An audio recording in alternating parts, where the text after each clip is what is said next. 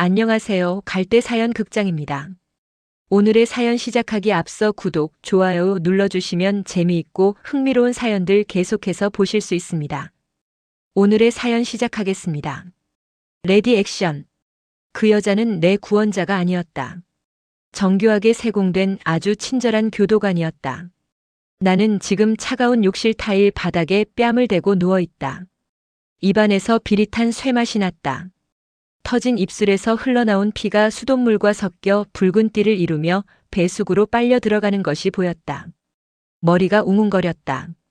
조금 전 비누 거품을 밟고 미끄러지던 그 짧은 순간 내 머릿속을 스친 건 고통이 아니었다. 죽음에 대한 공포도 아니었다. 그것은 지독한 쪽팔림 그리고 서러움이었다.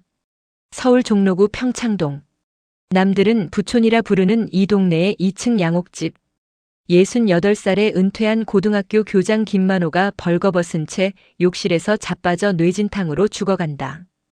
발견되는 건 아마도 일주일 뒤 악취를 견디다 못한 이웃의 신고 때문이거나 카드값이 연체되었다는 독촉 전화를 받지 않아 찾아온 누군가에 의해서일 것이다. 이대로 죽으면 안 된다.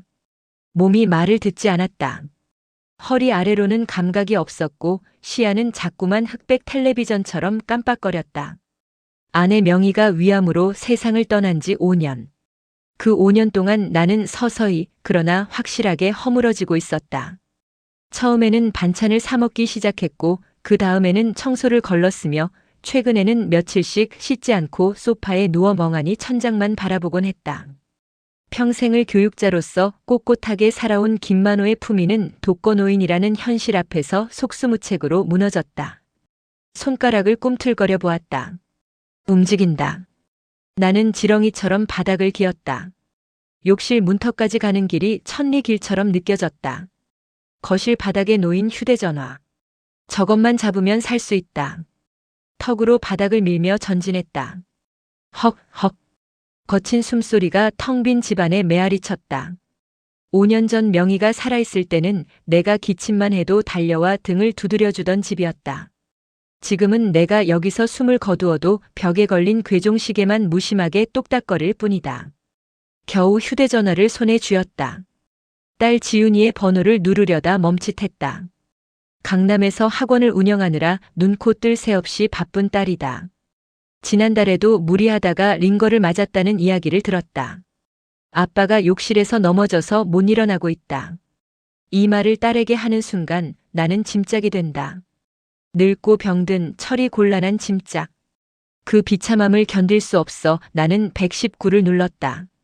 살려주세요. 평창동 32번지입니다.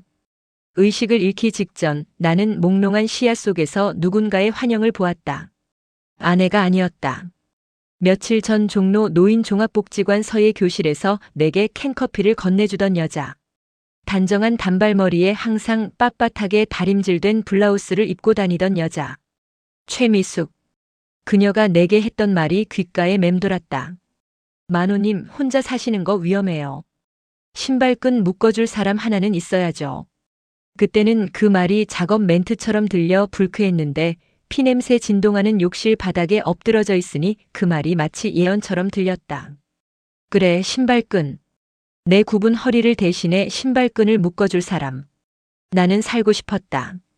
아니, 정확히 말하면 혼자 죽고 싶지 않았다. 구급대원의 다급한 목소리가 들려올 때 나는 이미 결심하고 있었는지도 모른다. 이 지옥 같은 고독에서 탈출하기 위해서라면 악마와도 손을 잡겠노라고. 신촌 세브란스 병원 1인실. 눈을 떴을 때는 이미 하루가 지나 있었다. 머리에는 붕대가 감겨 있었고 허리에는 복대가 채워져 있었다. 창밖으로 보이는 연세대학교 캠퍼스의 풍경은 평화로웠지만 내 속은 시커멓게 타들어가고 있었다. 아빠, 도대체 어쩌다 그러신 거예요? 딸 지윤이 헐레벌떡 병실 문을 열고 들어왔다. 화장기도 없는 얼굴에 헝클어진 머리. 내 사고 소식을 듣고 한 걸음에 달려왔으리라. 딸의 눈에 고인 눈물을 보자 가슴 한구석이 욱신거렸다. 하지만 동시에 딸의 손에 들린 휴대전화가 쉴 새 없이 진동하는 것도 보였다. 학원 강사, 학부모, 남편. 딸을 찾는 수많은 연락들. 괜찮다.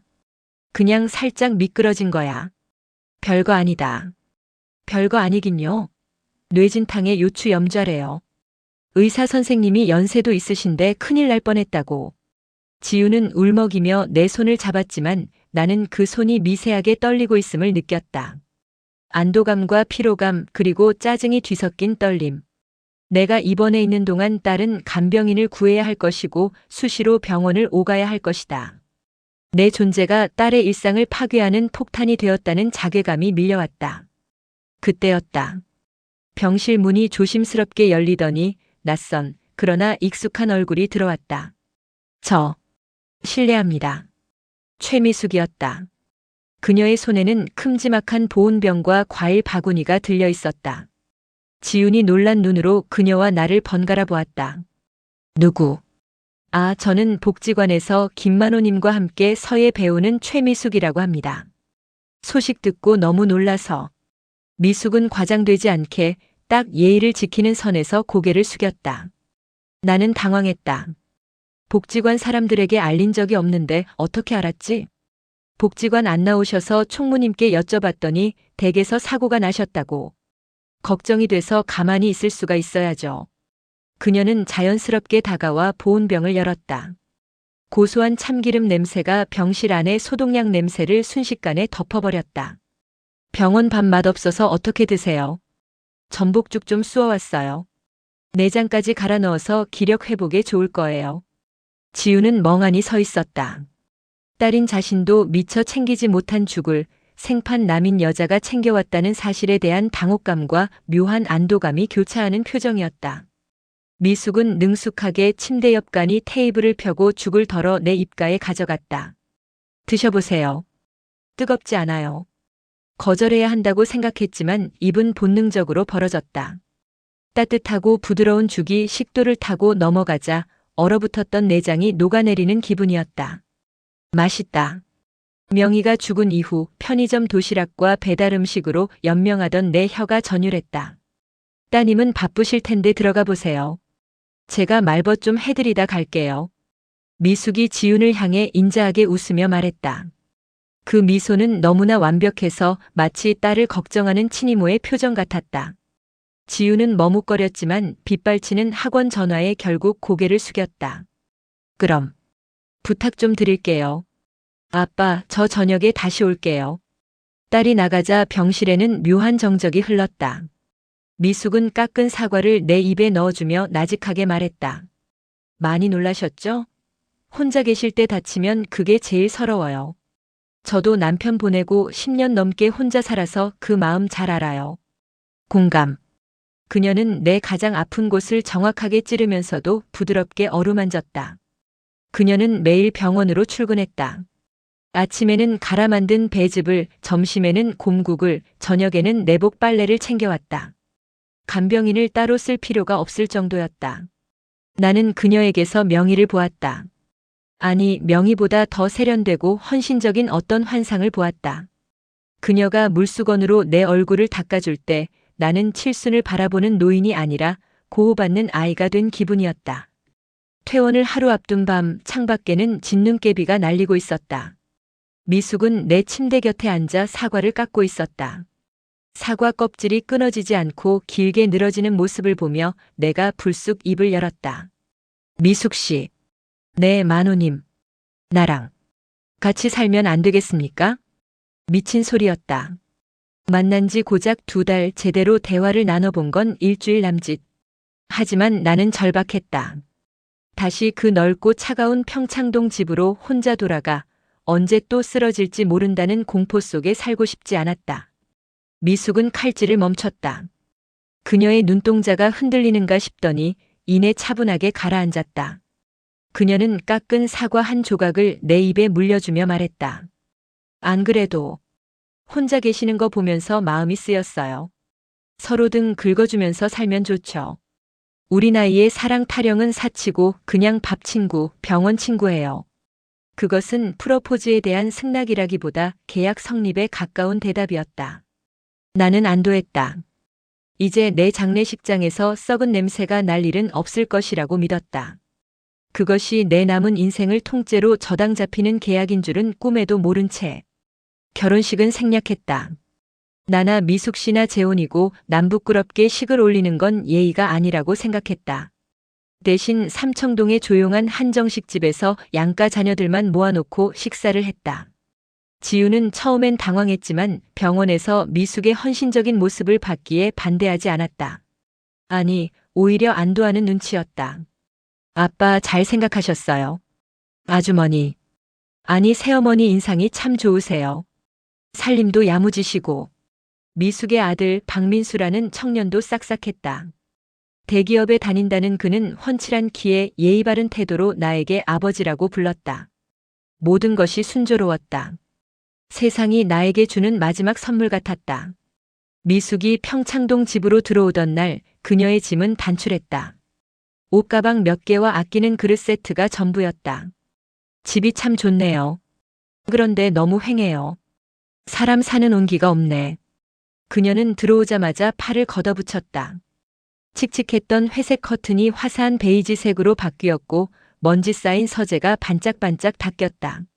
냉장고는 정갈한 반찬통들로 채워졌고 거실에는 난생 처음 보는 관엽식물들이 자리를 잡았다.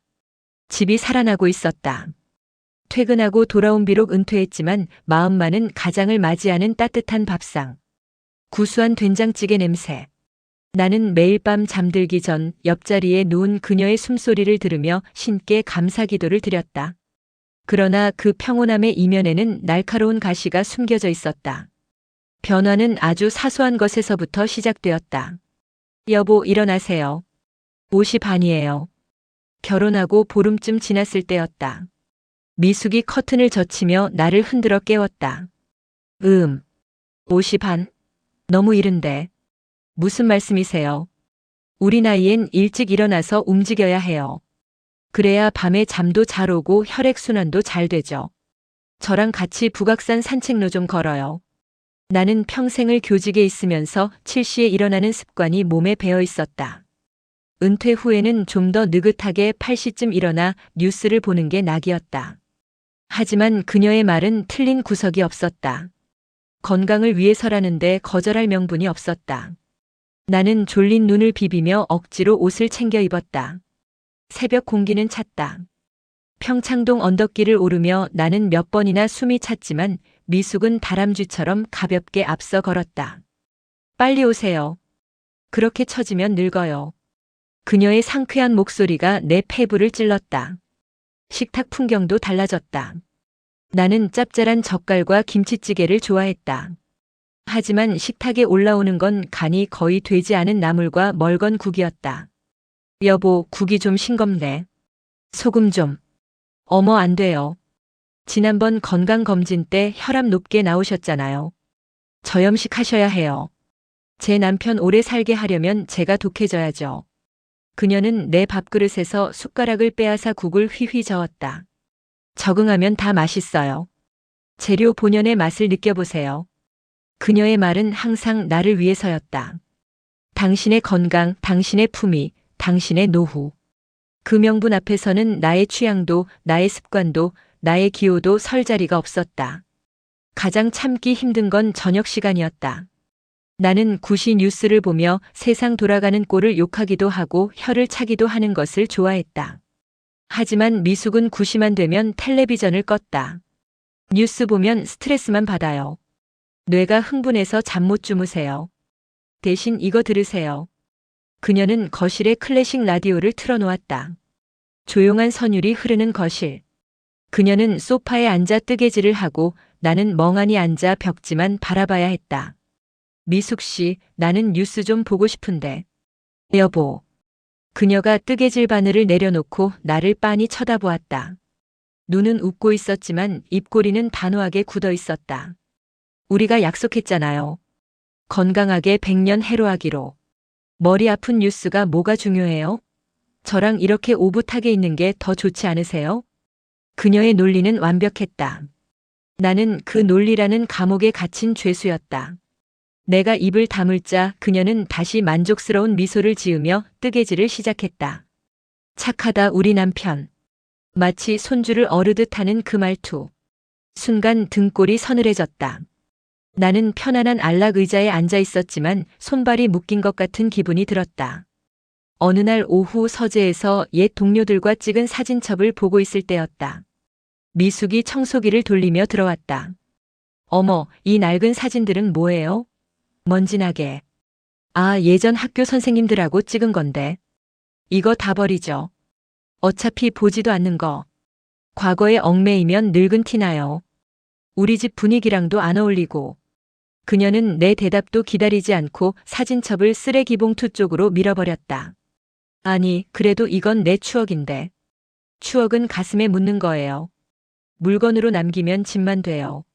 제가 깔끔하게 정리해 드릴게요. 그녀는 콧노래를 부르며 내 30년 교직 생활의 흔적들을 쓰레기 취급했다. 나는 청소기 소리에 묻힌 내 목소리를 삼켰다. 안 돼, 버리지 마. 하지만 입 밖으로 나온 말은 달랐다. 그래. 당신 좋을 대로 해. 나는 학습되고 있었다. 그녀의 뜻을 거스르면 피곤한 설교가 이어지고 결국엔 그녀의 뜻대로 된다는 것을. 그럴 바엔 차라리 빨리 수능하는 게 평화를 지키는 길이라는 것을. 그날 밤 나는 침대에 누워 천장을 바라보았다. 옆에서 곤히 잠든 미숙의 얼굴은 천사처럼 평온했다. 하지만 나는 숨이 막혔다. 내 집인데 내 집 같지가 않았다. 내 인생인데 내 것 같지가 않았다. 평창동의 고요한 밤. 창문 밖으로 보이는 달빛이 유난히 차가웠다. 나는 이불 속에서 주먹을 꽉 쥐었다. 손톱이 손바닥을 파고드는 고통만이 내가 아직 살아있는 인간임을 증명해주는 것 같았다. 그리고 깨달았다. 나는 고독사를 피하려다 살아있는 시체가 되어가고 있었다. 평창동의 가을은 유독 빨리 깊어졌다. 북악산 자락을 타고 내려온 찬 바람이 거실 창문을 덜컹거리게 할 때마다 나는 내 주머니 속에 있는 얇은 가죽 지갑을 만지작거렸다. 그 속은 텅 비어 있었다. 여보, 통장이랑 인감도장 좀 줘보세요. 그 사단은 일주일 전 아침 식사 자리에서 일어났다. 미숙은 막 구운 조기 살을 발라 내 밥숟가락 위에 얹어주며 마치 날씨 이야기를 하듯 가볍게 말했다. 통장? 그건 왜? 아니, 당신 연금 들어오는 통장이랑 생활비 쓰는 카드가 너무 중구난 방이더라고요. 제가 은행 가서 싹 정리해서 한쪽으로 모으려고요. 우리 나이엔 돈 관리 복잡하면 골치 아파요. 새는 돈도 많고. 그녀의 논리는 언제나처럼 효율과 우리를 위해서였다. 나는 젓가락을 허공에 든 채 멈칫했다. 평생 내 손으로 벌어 내 손으로 관리해온 돈이었다. 교장 시절에는 수십억 원의 학교 예산도 결제하던 나였다. 그런데 이제 와서 용돈을 타 쓰는 신세가 되라니. 그건 내가 알아서 할게. 평생 해오던 건데 뭐. 아유, 그게 고집이라니까요. 지난달 관리비도 이틀 늦게 내셨잖아요. 연체료가 얼마인 줄 아세요? 그리고 당신 쓸데없이 친구들 술값 내주고 다니는 거 제가 모를 줄 알아요? 미숙의 눈이 가늘어졌다. 그녀는 정확히 내 약점을 쥐고 있었다. 외로움에 사무쳐 종로로 나가 옛 동료들에게 밥을 사고 술을 사며 왕년의 교장 선생님 대접을 받으려 했던 나의 허영심. 그것이 그녀에게는 쓸데없는 낭비이자 통제가 필요한 노인네의 객기로 보였던 것이다. 그래도 여보. 미숙이 숟가락을 탁 내려놓았다. 정적이 흘렀다. 우리가 남이에요? 부부잖아요. 경제 공동체라고요. 당신 돈이 내 돈이고 내 돈이 당신 돈인데 그걸 왜 그렇게 움켜쥐고 계세요? 저 못 믿으세요? 못 믿으세요? 이 한마디는 마법의 주문이자 저주였다. 여기서 못 믿는다고 하면 나는 의처증 있는 늙은이가 되는 것이고 믿는다고 하면 내 경제적 주권을 포기해야 하는 것이다. 나는 꿀먹은 벙어리처럼 입을 다물었다. 결국 나는 서재 금고에서 인감도장과 통장 뭉치를 꺼내 그녀에게 넘겨주었다. 그녀가 그것을 받아들 때의 표정을 나는 잊을 수 없다. 승리감에 도취된 표정이 아니었다. 그저 어지러운 책상을 정리하는 청소부처럼 아주 당연하고 무심한 표정. 그 무심함이 나를 더 비참하게 만들었다. 다음 날부터 내 지갑에는 그녀가 넣어준 체크카드 한 장과 현금 5만 원만이 남겨졌다. 체크카드는 사용 내역이 실시간으로 그녀의 휴대전화로 전송되는 것이었다. 문자 오니까 엉뚱한 데 쓰지 마세요. 담배도 끊으시고요. 나는 전자발찌를 찬 성범죄자가 된 기분이었다. 며칠 후 광화문 교보문고에 갔다. 미숙에게는 도서관에 가서 책 좀 읽다 오겠다고 거짓말을 했다. 서점 특유의 종이 냄새와 잉크 냄새가 나를 반겼다.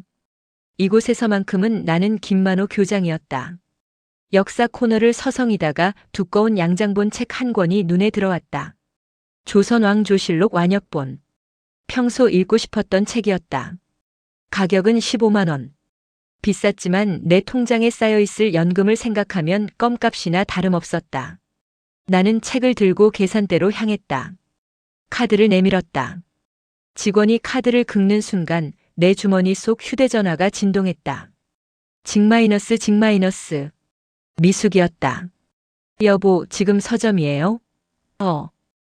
책 한 권 사려고. 무슨 책인데 15만 원이나 해요? 미쳤어요? 수화기 너머로 들려오는 그녀의 목소리는 날카로웠다. 계산대 직원이 나를 힐끗 쳐다보았다. 등줄기에 식은땀이 흘렀다. 아니, 공부 좀 하려고.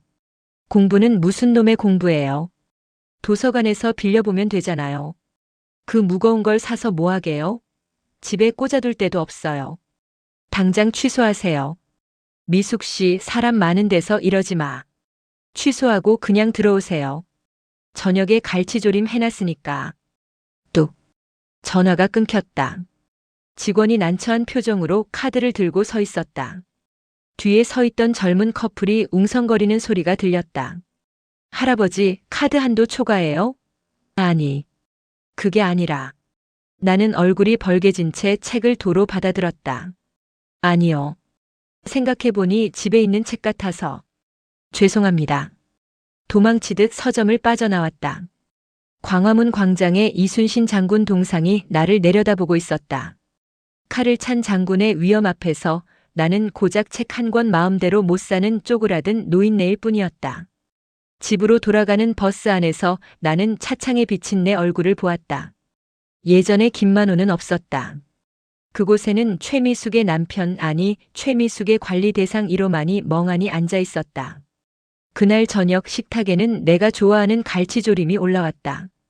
짭짤하고 매콤한 냄새가 코를 찔렀다. 하지만 젓가락이 가지 않았다. 왜 안 드세요? 비싼 제주산 갈치 사왔는데. 입맛이 없어. 아유, 그러니까 밖에서 헛돈 쓰지 말고 집에서 맛있는 거 드시라니까요. 책 사봤자 눈만 나빠져요. 그녀는 내 밥그릇에 갈치살을 큼지막하게 떼어 올려주었다. 하얀 살점. 그것은 배려가 아니었다. 사육이었다. 말을 잘 듣는 애완동물에게 주는 간식. 나는 그 살점을 씹으며 모래를 씹는 듯한 기분을 느꼈다. 내 이름 김만호는 이제 통장 껍데기에나 적혀있는 글자가 되어버렸다. 일요일 오후였다. 거실 소파에 앉아 미숙이 틀어놓은 클래식 음악을 듣고 있었다. 모차르트였나 베토벤이었나. 귀에는 들어오지 않고 멍하니 베란다 화분만 쳐다보고 있었다. 미숙은 그 옆에서 화분에 물을 주며 잎사귀 하나하나를 정성스럽게 닦고 있었다. 여보, 몬스테라 잎이 참 싱싱하죠? 당신 오고 나서 화초들이 더 잘 자라는 것 같아요. 나는 건성으로 고개를 끄덕였다. 내가 온 게 아니라 내가 시들어가는 양분을 빨아먹고 자라는 것 같다는 생각이 들었다. 그때 현관벨이 울렸다. 딩동 마이너스. 미숙의 손길이 멈췄다. 그녀의 미간이 살짝 찌푸려졌다. 우리 집에 예고 없이 찾아올 사람은 없었다. 택배도 아니었다. 일요일엔 택배가 오지 않으니까. 인터폰 화면에 딸 지윤의 얼굴이 보였다. 아빠, 저예요. 나는 반가움에 벌떡 일어났다. 지윤이다. 현관으로 달려나가려는데 미숙의 목소리가 내 발목을 잡았다. 연락도 없이 오다니. 예의가 없네요. 그녀의 목소리는 차분했지만 뼛속까지 시린 냉기가 서려 있었다. 딸이 아빠 보러 오는데 무슨 연락이 필요해. 문 열어줄게. 잠깐만요. 미숙이 내 앞을 가로막았다. 그녀는 입고 있던 앞치마를 벗어 소파에 던지고 머무새를 다듬었다. 집이 정리가 안 됐는데. 하. 열어주세요. 지훈이 들어왔다. 양손에는 케이크 상자와 백화점 쇼핑백이 들려 있었다. 아빠, 잘 계셨어요? 전화도 잘 안 받으시고 걱정돼서 왔잖아요. 뭐냐, 잘 왔다. 어서 들어와. 지훈이 거실로 들어서자마자 멈칫했다. 집안 분위기가 완전히 바뀌어 있었기 때문이었다. 벽에 걸려있던 돌아가신 엄마의 동양화는 사라지고 그 자리엔 미숙이 취미로 그린다는 화려한 유화가 걸려 있었다. 거실 한쪽을 차지하던 내 낡은 안락 의자도 없었다. 집이 많이 바뀌었네요. 지훈이 떨떠름한 목소리로 물었다. 미숙이 웃으며 대답했다. 너무 칙칙해서 좀 바꿨어요. 아버님 기분 전환도 되시라고. 어때요, 화사하죠? 네. 뭐. 지훈은 씁쓸한 표정으로 소파에 앉았다. 나는 딸에게 커피라도 타주고 싶어서 주방으로 향했다. 아빠가 타줄게. 너 아이스 아메리카노 좋아하지? 여보, 앉아 계세요. 제가 해요. 미숙이 득달같이 달려와 나를 밀어내고 주방을 차지했다. 손님 오셨는데 바깥분이 주방에 들어오시면 안 되죠. 지훈 씨도 앉아 있어요. 과일이랑 차 내올게요. 손님. 미숙은 지훈을 철저하게 손님 취급했다. 딸이 아니라 불청객 손님. 잠시 후 미숙이 쟁반을 들고 나왔다. 따뜻한 대추차와 깎은 배였다. 커피는 몸에 안 좋아요. 카페인 때문에. 대추차가 여자 몸에 좋으니까 이거 마셔요. 지훈은 얼음 가득한 커피를 마시고 싶었을 것이다. 하지만 그녀는 말없이 대추차 잔을 들었다. 아빠, 살이 좀 빠지신 것 같아요. 안색도 좀 창백하시고. 어디 편찮으신 데는 없으세요? 없다. 미숙 씨가 워낙 잘 챙겨줘서. 살은 건강식 하느라 좀 빠진 거야. 나는 딸의 눈을 피하며 거짓말을 했다. 지훈이 내 손을 잡았다. 그녀의 손은 따뜻했다. 그 온기가 닿자 울컥 눈물이 쏟아질 것 같았다. 아빠, 저랑 잠깐 나가요. 날씨도 좋은데 드라이브 나가요. 제가 맛있는 거 사드릴게요. 지훈의 제안에 내 눈이 번쩍 뜨였다. 탈출. 단 몇 시간이라도 이 숨막히는 공간에서 벗어날 수 있는 기회였다. 그럴까? 그러지 않아도 답답했는데. 어머 여보. 잊으셨어요? 미숙이 대추차를 홀짝이며 끼어들었다. 오늘 오후에 보일러 점검 오기로 했잖아요. 그리고 저녁엔 민수네 부부 오기로 했는데. 며느리가 임신해서 축하해주기로 했잖아요. 거짓말이었다. 보일러 점검 따위는 없었다. 민수네가 온다는 얘기도 들은 적 없었다. 하지만 그녀는 태연하게 눈 하나 깜짝 안 하고 거짓말을 했다. 아, 그랬나? 네, 아까 제가 말씀드렸잖아요. 기억력도 참. 미숙은 지훈을 보며 난처한 표정을 지었다. 지훈 씨 미안해서 어쩌죠? 미리 약속을 하고 오셨으면 좋았을 텐데. 오늘 스케줄이 꽉 차서요. 그것은 명백한 축객령이었다. 지훈의 얼굴이 붉어졌다. 그녀는 바보가 아니었다. 새어머니가 지금 자신을 쫓아내려 한다는 걸, 그리고 아빠가 그 옆에서 아무 말도 못하고 있다는 걸 눈치챘다. 아빠, 정말 약속 있으신 거예요? 지훈이 나를 뚫어지게 쳐다보았다. 아니라고 해. 거짓말이라고 해. 당장 나가자고 해. 딸의 눈빛이 그렇게 외치고 있었다. 하지만 나는 미숙의 눈치를 보았다. 그녀의 입가에 걸린 서늘한 미소. 만약 여기서 지훈을 따라 나선다면 돌아온 뒤에 겪어야 할 지옥 같은 침묵과 냉대가 두려웠다. 그리고 무엇보다 사위도 볼 겸 온다는 민수네 부부 핑계가 마음에 걸렸다. 물론 그것도 거짓말일 수 있었지만. 그래. 민수가 온다니까. 오늘은 좀 그렇네. 다음에 가자, 다음에. 나는 비겁했다. 딸의 실망하는 눈빛을 외면하고 고개를 돌렸다. 지훈이 입술을 깨물었다. 알겠어요. 바쁘신데 제가 눈치 없이 왔네요. 지훈은 자리에서 일어났다. 가져온 쇼핑백을 내밀었다. 이거 아빠 겨울 코트예요. 백화점 갔다가 아빠 생각나서 샀어요. 입어보지도 못하고 가네요. 고맙다. 잘 입을게. 지훈은 현관을 나서며 마지막으로 나를 돌아보았다. 아빠 행복하세요? 그 질문. 묵직한 돌덩이 같은 질문이 내 가슴을 쳤다. 그럼. 행복하지. 너나 걱정 말고 잘 살아라. 문이 닫혔다. 도어락이 잠기는 소리가 철컥하고 났다. 마치 감옥 문이 닫히는 소리 같았다. 미숙은 지훈이 가져온 코트를 꺼내보더니 혀를 찼다. 색깔이 너무 칙칙하네.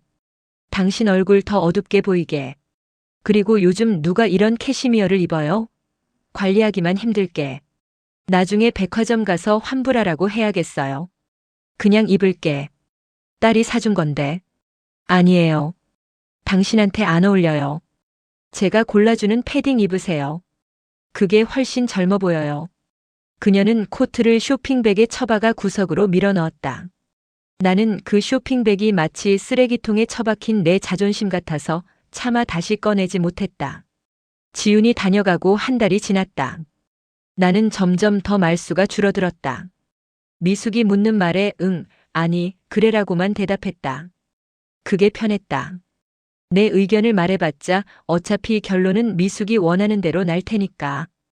에너지를 낭비하고 싶지 않았다. 그날은 비가 추적추적 내리는 수요일이었다. 미숙이 친구 모임이 있다며 외출한 드문 날이었다. 저녁은 냉장고에 있는 죽 데워 드세요. 7시까지 들어올게요. 딴 데 새지 마시고요. 그녀는 현관을 나가면서까지 경고를 잊지 않았다. 집에 혼자 남겨졌다. 정막. 시계 초침 소리만이 크게 들렸다. 나는 소파에 누워 천장을 바라보다가 벌떡 일어났다. 배가 고팠다. 죽 말고 자극적인 것이 먹고 싶었다. 라면. 꼬불꼬불하고 맵고 짠 MSG가 가득 들어간 라면이 미치도록 먹고 싶었다. 미숙은 라면을 독약이라 부르며 집안에 들이지도 않았다. 나는 비옷을 걸치고 집을 나섰다. 평창동 언덕길 아래에 있는 작은 편의점으로 향했다. 빗줄기가 얼굴을 때렸지만 시원했다. 편의점 구석 자리에 앉아 컵라면에 뜨거운 물을 부었다. 김치도 샀다. 3분을 기다리는 시간이 3년처럼 길었다. 드디어 뚜껑을 열고 면발을 한 입 가득 넣었다. 흡. 쩝쩝. 뜨거운 국물이 식도를 타고 내려가자 눈물이 핑 돌았다. 이게 뭐라고. 고작 1,500원짜리 컵라면 하나에 이렇게 감격하다니. 나는 국물까지 싹 비웠다. 혀끝에 남은 짠맛이 살아있음을 느끼게 해주었다. 다 먹고 나니 덜컥 겁이 났다. 냄새. 옷에 밴 라면 냄새를 미숙이 맡으면 어떡하지? 나는 편의점에서 섬유 탈취제를 사서 온몸에 뿌렸다. 입냄새를 없애려 가글도 하고 껌도 씹었다. 집으로 돌아오는 길 심장이 두근거렸다. 마치 불륜을 저지르고 돌아오는 남편처럼 죄책감과 공포가 뒤섞였다. 도어락 비밀번호를 누르고 현관문을 열었다. 거실 불이 꺼져 있었다. 다행이다. 아직 안 왔구나. 안도하며 신발을 벗는 순간 어둠 속에서 목소리가 들려왔다. 어디 갔다 오세요? 심장이 멎는 줄 알았다. 거실 소파 구석에 미숙이 앉아 있었다. 식탁 위에 촛불 하나만 켜놓은 채 그녀의 얼굴이 그림자에 가려져 기괴하게 보였다. 아, 깜짝이야. 언제 왔어? 불은 왜 끄고? 묻잖아요. 어디 갔다 오셨냐고. 그녀의 목소리는 낮고 차가웠다. 그냥. 답답해서 산책 좀. 비도 오고 해서. 산책이요? 이 비 오는데? 그녀가 자리에서 일어나 천천히 다가왔다. 킁킁. 그녀가 내 옷깃 냄새를 맡았다. 섬유 탈취제 냄새. 그리고 껌 냄새. 그녀의 눈빛이 형사처럼 번뜩였다. 당신 뭐 먹었어요? 라면 먹었죠? 소름이 끼쳤다. 어떻게 알았지? 내 얼굴에 쓰여 있나? 아니, 무슨 라면이야. 그냥 편의점 가서. 거짓말하지 마세요. 미숙이 소리를 질렀다. 평소에 교양 있는 목소리는 온데간데 없었다. 제가 당신 건강 생각해서 식단 짜고 새벽부터 일어나서 죽 끓이고 나물 무치는데 나가서 그따위 쓰레기 같은 음식을 먹고 들어와요? 제 정성이 우스워요? 아니, 그냥 갑자기 먹고 싶어서. 먹고 싶으면 다 먹어요? 예요? 절제라는 걸 모르세요? 이러니까 혈압이 안 떨어지죠. 당신 쓰러지면 누가 고생해요? 결국 저잖아요. 제가 당신 똥오줌 받아내야 하잖아요. 그녀는 악을 썼다. 똥오줌. 그 단어가 내 머리를 때렸다. 그녀는 나를 남편으로 보는 게 아니었다. 잠재적인 환자, 언젠가 치워야 할 짐 덩어리로 보고 있었던 것이다. 미안해. 잘못했어. 나는 빌었다. 68 먹은 남자가 고작 라면 하나 먹은 죄로 아내 앞에서 손을 비비며 빌었다. 비굴했다. 하지만 그녀의 분노를 가라앉혀야 했다. 그렇지 않으면 오늘 밤새도록 설교를 들어야 할 테니까. 가서 씻으세요. 냄새 역겨워요. 그리고 내일 아침은 굶으세요. 독소 빼야 하니까. 나는 도망치듯 욕실로 들어갔다. 거울을 보았다. 거울 속에는 낯선 노인이 서 있었다. 어깨는 굽었고 눈동자는 흐리멍덩했으며 입가에는 비굴한 웃음기가 남아있는 남자. 평생 교육자로서의 자부심, 한 가정의 가장으로서의 위엄은 찾아볼 수 없었다. 너 누구냐? 나는 거울 속의 남자에게 물었다. 너 김만호 맞냐? 거울 속 남자는 대답하지 못했다. 그저 겁에 질린 눈으로 나를 바라볼 뿐이었다. 욕실 타일 바닥이 차가웠다. 2달 전 내가 여기서 쓰러졌을 때 느꼈던 그 차가움이었다. 그때는 살고 싶어서 기어나갔다.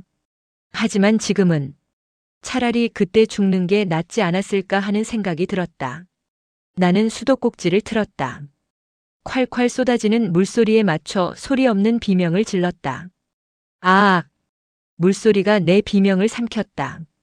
이 집은 완벽한 방음 시설을 갖춘 감옥이었다. 그리고 나는 모범수가 되어가고 있었다.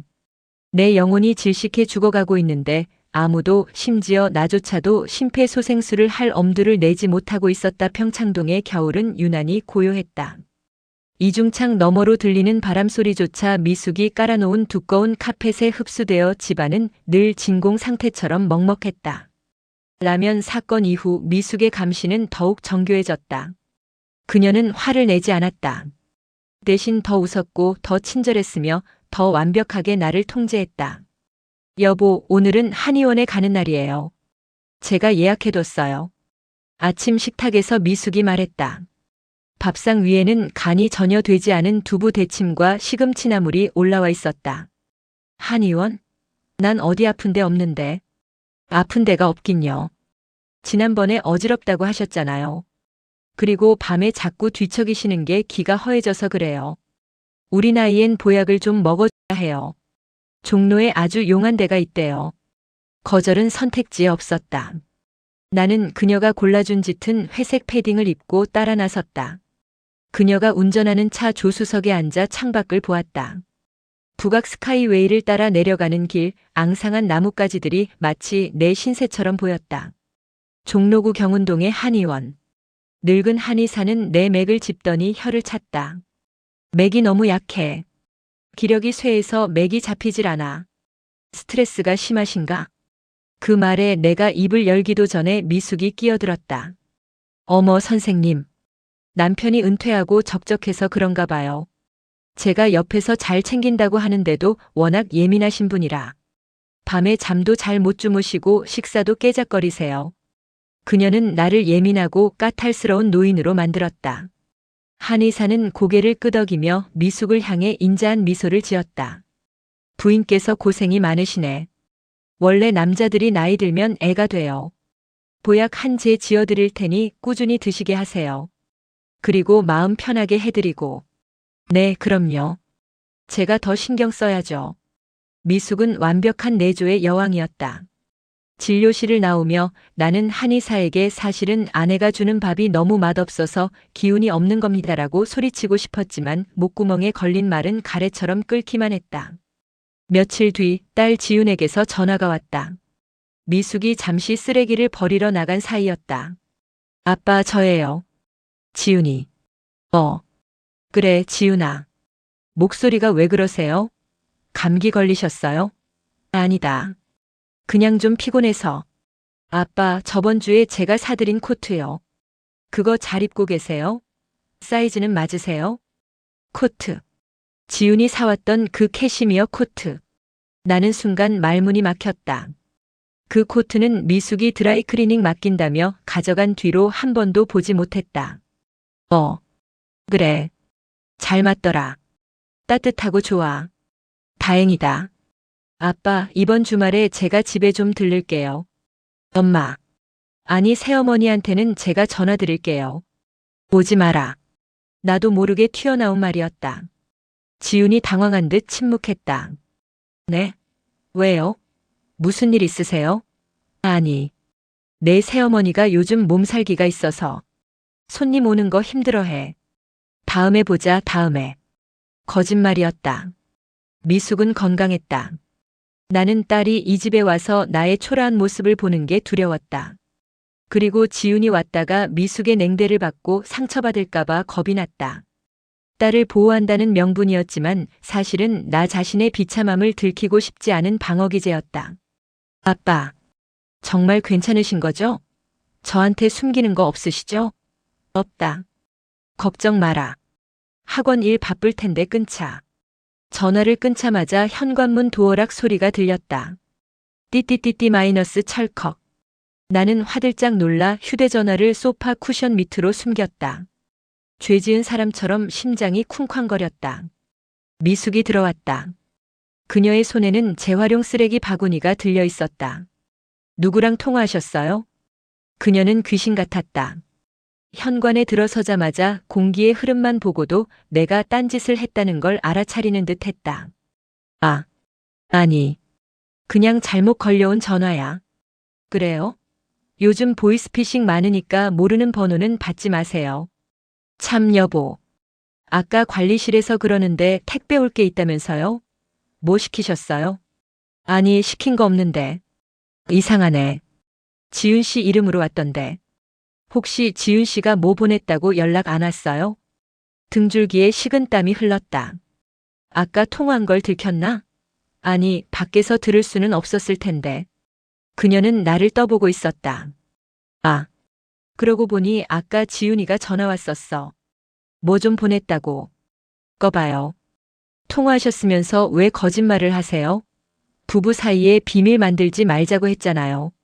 미숙의 눈이 서늘하게 빛났다. 그녀는 식탁 의자를 빼내 앉으며 나를 똑바로 응시했다. 지훈 씨가 뭐래요? 또 집에 온대요? 아니, 바빠서 못 온다고. 택배만 보냈다고 하더라. 다행이네요. 이번 주말엔 우리 절에 가기로 했잖아요. 마음 수양도 하고 공양도 드리고. 지훈 씨 오면 번거로울 뻔했어요. 절에 간다는 약속은 금시초문이었다. 하지만 나는 토를 달지 않았다. 그래. 그러자. 그날 오후 택배가 도착했다. 지훈이 보낸 상자였다. 미숙이 내 앞에서 커터칼로 상자를 쭉 그었다. 내용물은 홍삼 세트와 겨울용 털신 그리고 편지 한 통이었다. 미숙은 편지를 집어들었다. 제가 읽어드릴게요. 눈도 침침하신데. 아니, 내 편지인데 내가 읽을게. 가족끼리 뭔 비밀이 있다고 그러세요. 제가 읽어드린다니까요. 그녀는 봉투를 뜯었다. 그리고 소리내어 읽기 시작했다. 사랑하는 아빠. 날씨가 많이 추워졌어요.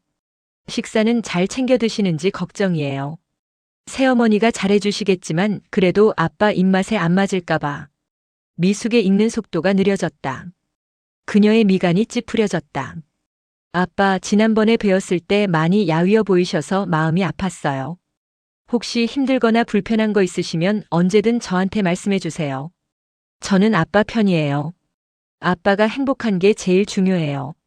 다음엔 맛있는 거 사들고 갈게요. 사랑해요. 미숙은 편지를 탁자 위에 툭 던졌다. 따님이 참 효녀시네요. 제가 밥 굶기는 줄 알겠어요. 그런 뜻이 아니잖아. 자식이니까 걱정돼서. 야위어 보이신데요. 제가 새벽마다 일어나서 죽 끓이고 비싼 보약 해먹이고 유기농 반찬 해다 바치는데 결과가 야위어 보이는 거라니. 제가 헛수고했네요. 그녀의 목소리에 물기가 어렸다. 그것은 분노가 아니었다. 억울함. 자신이 헌신한 노력에 대한 배신감. 그 감정 연기는 너무나 탁월해서 순간 내가 가해자가 된 것 같은 착각이 들 정도였다. 미숙 씨, 그런 게 아니야. 지훈이가 멀리서 보니까 그냥 걱정돼서 하는 말이지. 됐어요. 편지 가져가세요. 소중한 따님 편지니까 금고에 넣어두시던가. 그녀는 방으로 들어가 버렸다. 쾅. 문 닫히는 소리가 거실을 울렸다. 나는 편지를 집어들었다. 지훈의 글씨체. 꾹꾹 눌러 쓴 그 글씨를 보자 눈앞이 흐려졌다. 아빠가 행복한 게 제일 중요해요. 행복. 그 단어가 너무나 낯설었다. 나는 편지를 가슴에 품고 소파에 웅크렸다. 집안은 따뜻했지만 나는 뼛속까지 시렸다. 한편 강남의 학원 원장실.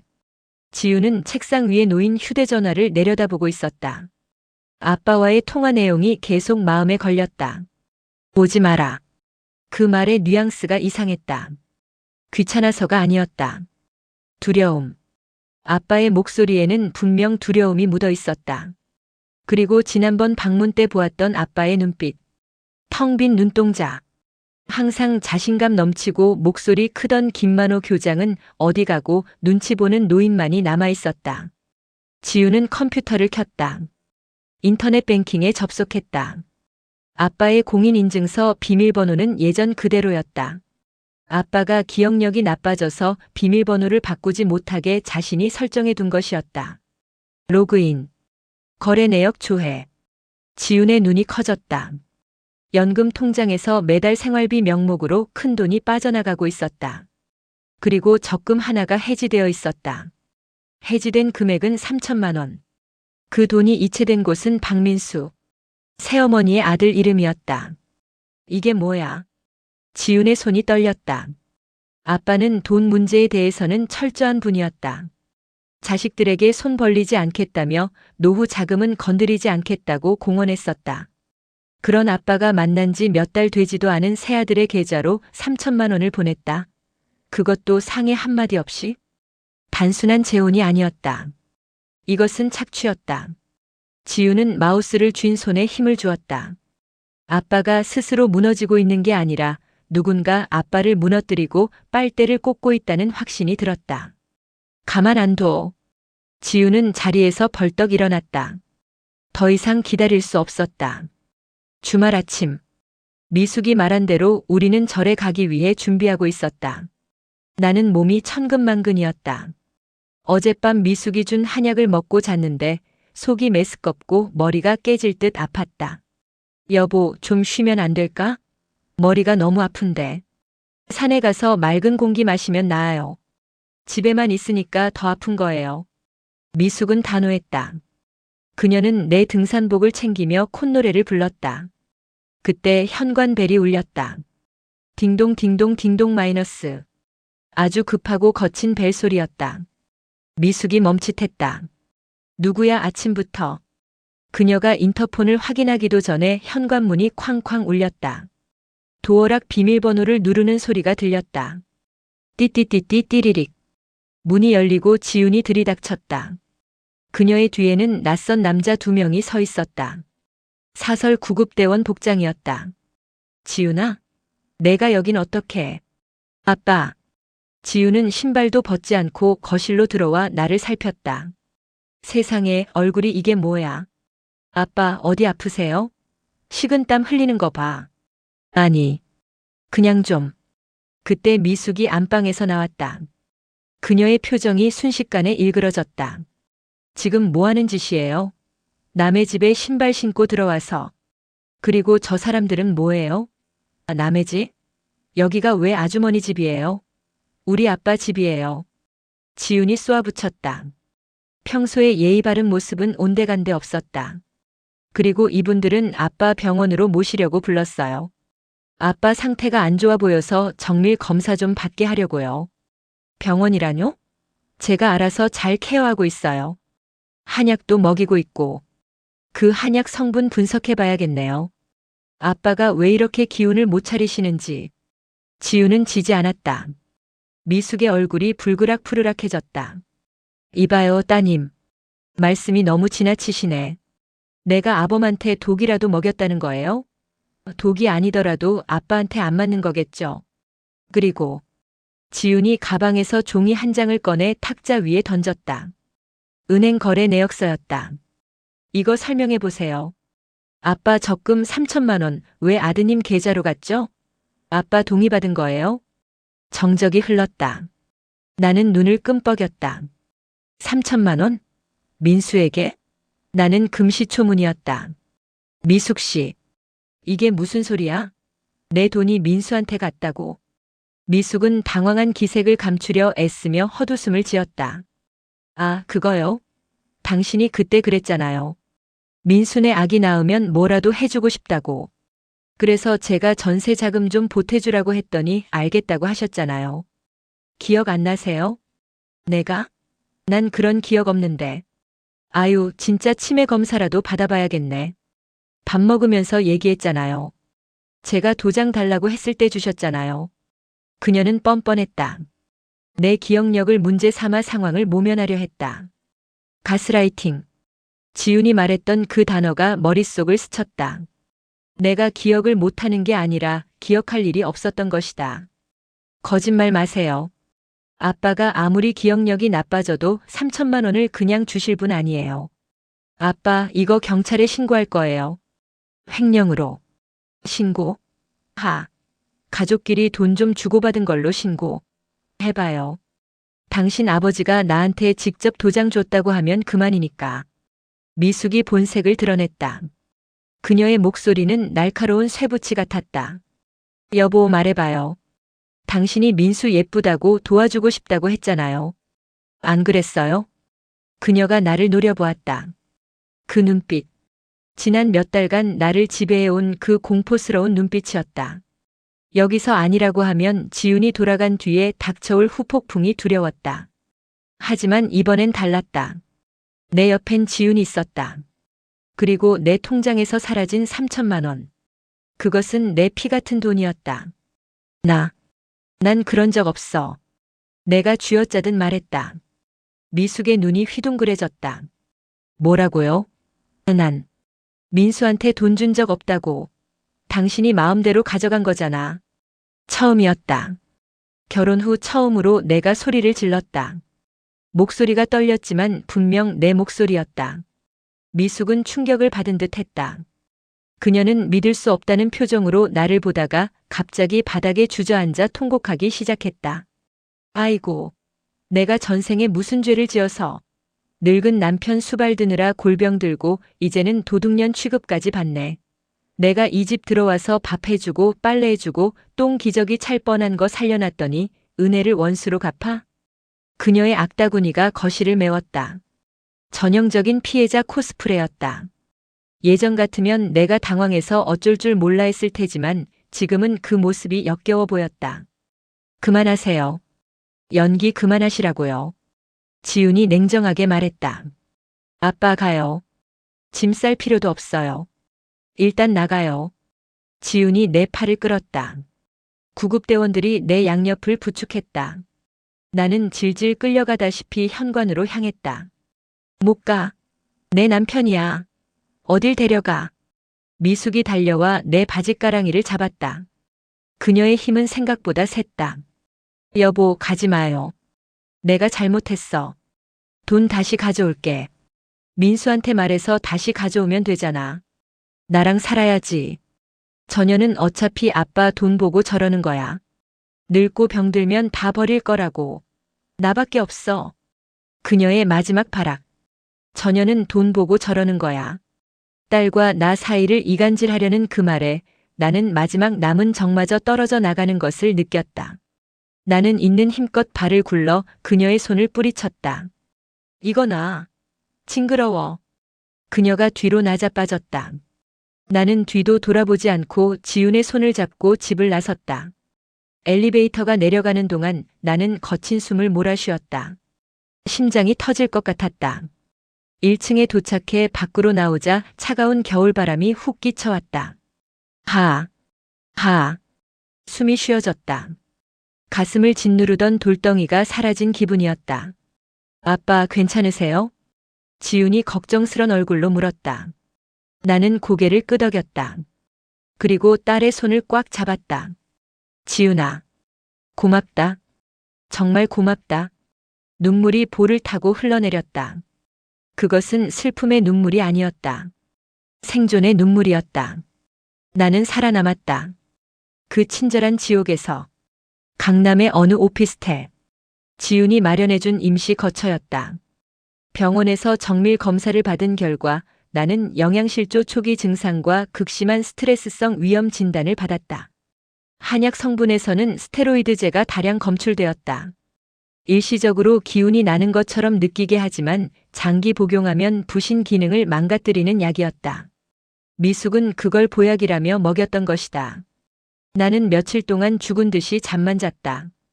꿈속에서 미숙이 나타나 여보, 옷이 반이에요 라고 깨우면 식은땀을 흘리며 일어났다.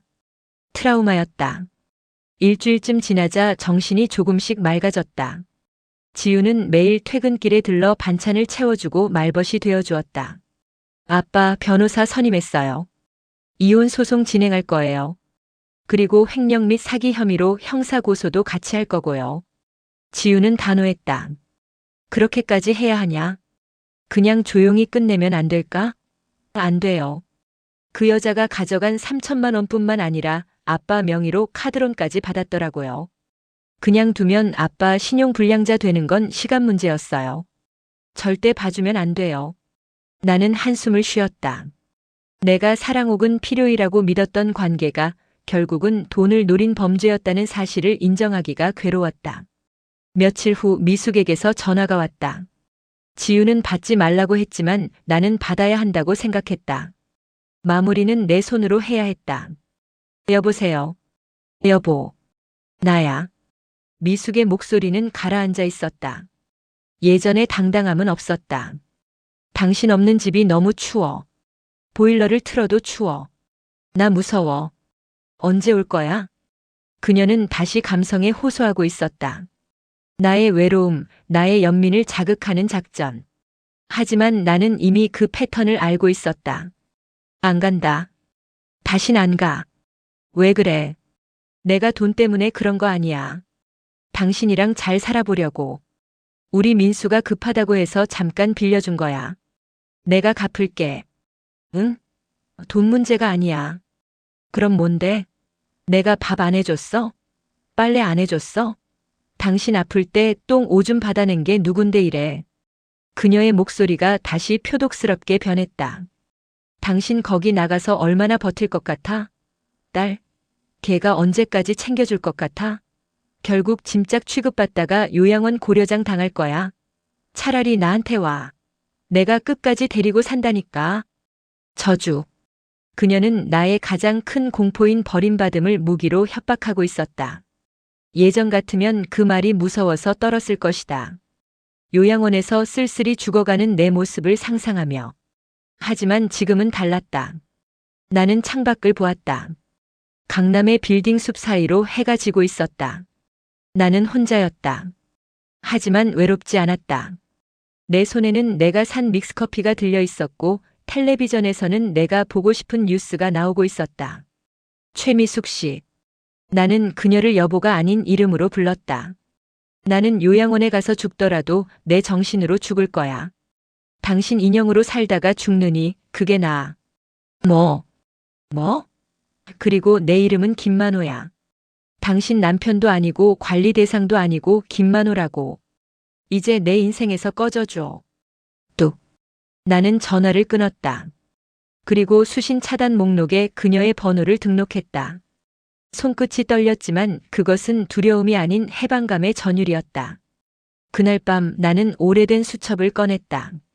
평창동 집에서 나올 때 유일하게 챙겨 나온 물건이었다. 거기엔 내 젊은 날의 기록들, 아이들이 어렸을 때의 사진들, 그리고 죽은 아내 명희와 함께 찍은 사진이 끼워져 있었다. 사진 속에 나는 웃고 있었다. 미안하다. 내가 너무 바보 같았지. 나는 사진 속의 나에게 사과했다. 그리고 거울을 보았다. 살이 빠져 퀭한 노인이 있었지만 눈빛만은 살아있었다. 다음 날 나는 서점에 갔다. 광화문 교보문고. 지난번 카드가 정지되어 사지 못했던 그 책, 조선 왕조실록 완역본을 집어들었다.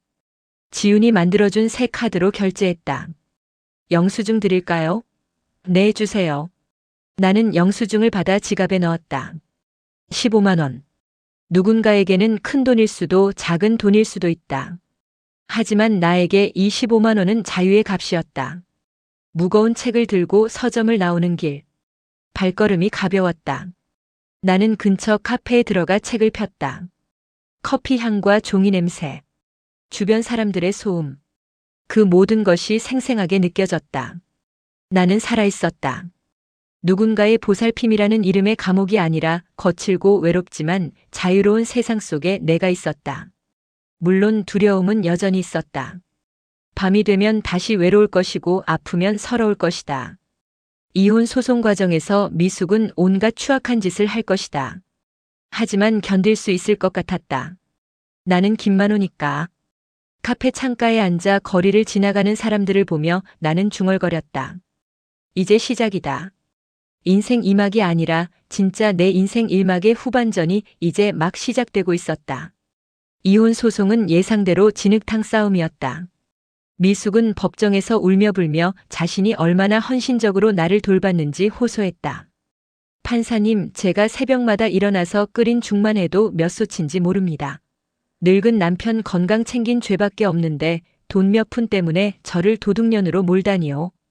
그녀의 눈물 연기는 일품이었다. 하지만 지훈이 제출한 증거들은 너무나 명백했다.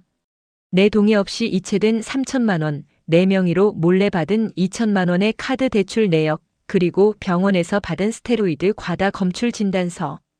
결정적으로 내가 평창동 집 안방 침대 밑에 몰래 설치해 두었던 녹음기가 결정타였다. 탈출 직전 지훈이 혹시나 해서 몰래 넣어두었던 것이었다. 아휴, 늙은이 언제 죽나 몰라. 보험금 타려면 적어도 1년은 버텨야 하는데. 민수야, 조금만 참아라.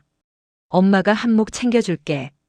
법정 스피커를 통해 흘러나온 그녀의 통화 내용은 충격적이었다. 방청석이 술렁거렸고 미숙의 얼굴은 사색이 되었다. 그녀가 말했던 사랑과 헌신은 결국 보험금을 노린 장기 프로젝트의 일환이었음이 만천하에 드러났다. 재판은 싱겁게 끝났다. 이혼 판결은 물론이고 미숙은 사기 및 횡령 혐의로 징역 1년 6개월의 실형을 선고받았다. 법원을 나오는 길 늦가을의 햇살이 눈부셨다. 지훈이 내 팔짱을 꼈다. 아빠, 속 시원하세요? 글쎄다. 시원하다기보다는 좀 허무하구나. 그렇다. 허무했다. 내 1년의 시간, 그 두려움과 떨림, 그리고 한때나마 믿었던 사람에 대한 배신감. 그 모든 감정의 대가가 고작 법원 판결문 한 장이라니. 이제 다 끝났어요. 아빠는 이제 자유예요. 그래. 자유지. 나는 쓴웃음을 지었다. 자유. 달콤하지만 무거운 단어였다. 평창동 집은 팔았다. 그 집에는 너무 나쁜 기억들이 묻어 있었다. 대신 나는 경기도 파주의 작은 전원주택으로 이사했다. 지훈이 만류했지만 나는 흙을 밟고 싶었다. 그리고 무엇보다 혼자서도 잘 살 수 있다는 걸 나 자신에게 증명하고 싶었다. 파주에서의 삶은 단조로웠다. 아침 7시에 일어나 이제는 알람 없이도 눈이 떠졌다. 믹스커피 한 잔을 마시고 마당 텃밭을 가꾸었다. 상추도 심고 고추도 심었다. 미숙이 질색했던 흙 묻은 손으로 땀을 닦으며 나는 살아있음을 느꼈다. 식사는 내 마음대로였다. 라면이 먹고 싶으면 라면을 끓였고 김치찌개가 먹고 싶으면 돼지고기를 숭숭 썰어 넣어 끓였다. 맵고 짠 음식을 먹어도 혈압은 오히려 떨어졌다. 스트레스가 없어서일 것이다. 물론 외로움은 불쑥불쑥 찾아왔다. 비가 오는 밤이나 몸살 감기로 끙끙 앓을 때는 누군가 옆에 있었으면 하는 생각이 간절했다. 하지만 그때마다 나는 주문처럼 되뇌었다. 외로움은 나쁜 게 아니다. 그냥 날씨 같은 거다. 비가 오면 우산을 쓰면 되고 추우면 옷을 입으면 된다. 외로우면 책을 읽거나 친구에게 전화를 하면 된다. 그것이 사람을 올가매는 족쇄가 되어서는 안 된다는 것을 나는 비싼 수업료를 내고 배웠다. 어느 날 오후 서재에서 조선 왕조실록을 읽고 있는데 전화가 왔다. 낯선 번호였다. 여보세요? 네. 저예요, 아버님. 민수입니다. 박민수. 미숙의 아들. 감옥에 있는 엄마를 대신해 사과라도 하려는 걸까? 무슨 일인가? 저 염치 없지만 부탁이 있어서요. 어머니가 교도소에서 많이 편찮으세요. 우울증도 심하시고 한 번만 면회 와주시면 안 될까요? 아버님 보고 싶다고 매일 우시는데. 나는 잠시 침묵했다.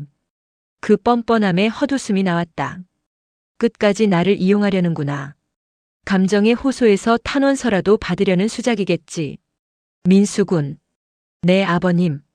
나는 자네 아버지가 아닐세. 그리고 자네 어머니에게 전하게. 나는 이미 죽었다고.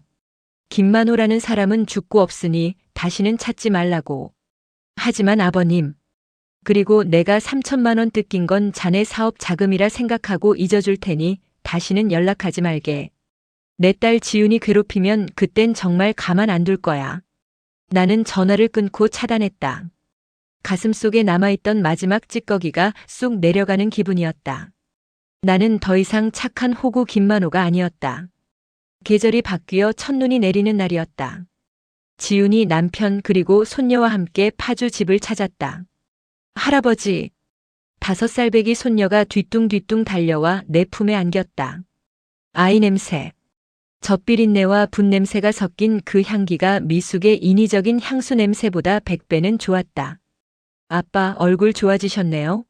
혈색도 좋고. 그러냐? 텃밭 일 좀 했더니 건강해졌나 보다. 우리는 거실에 둘러앉아 삼겹살을 구워 먹었다. 지글지글 고기 익는 소리, 소주잔 부딪히는 소리, 아이의 웃음소리. 사람 사는 소리가 집안을 가득 채웠다. 아빠 요즘도 혼자 계시는 거 안 힘드세요? 실버타운이라도 알아보시는 게. 지훈이 조심스럽게 물었다. 나는 고기를 상추에 싸서 입에 넣으며 고개를 저었다. 아니, 괜찮다. 지금이 좋다. 정말요? 그래. 혼자 있는 시간도 즐길 줄 알아야 진짜 어른이지. 나는 이제야 진짜 어른이 된 것 같다. 나는 창밖을 보았다. 마당에 쌓인 눈 위로 햇살이 비치고 있었다. 결혼이란 무엇일까? 사랑이란 무엇일까? 70평생을 살았지만 아직도 정답은 모르겠다. 다만 한 가지 확실한 건 나 자신을 잃어버리면서까지 유지해야 할 관계는 없다는 것이다. 나는 이제 혼자다. 때로는 외롭고 때로는 아플 것이다. 하지만 나는 내 이름으로, 내 의지로, 내 시간 속에서 살아갈 것이다. 미숙이라는 태풍이 휩쓸고 간 자리에 비로소 단단한 뿌리를 내린 한 그루의 나무처럼 나는 잔을 들었다. 자, 건배하자. 나의 화려한 싱글 라이프를 위하여. 아빠도 참 화려하긴 뭐가 화려해요. 지훈이 웃으며 잔을 부딪혔다. 쨍 하는 맑은 소리가 울려 퍼졌다. 그 소리가 마치 내 인생 이막의 시작을 알리는 종소리처럼 들렸다. 나는 소주를 단숨에 털어넣었다. 썼다. 하지만 끝맛은 달았다. 그것이 인생의 맛이었다. 사연 잘 들으셨나요? 구독, 좋아요, 알림 설정 해주시면 저에게 큰 힘이 됩니다. 늘 행복하세요.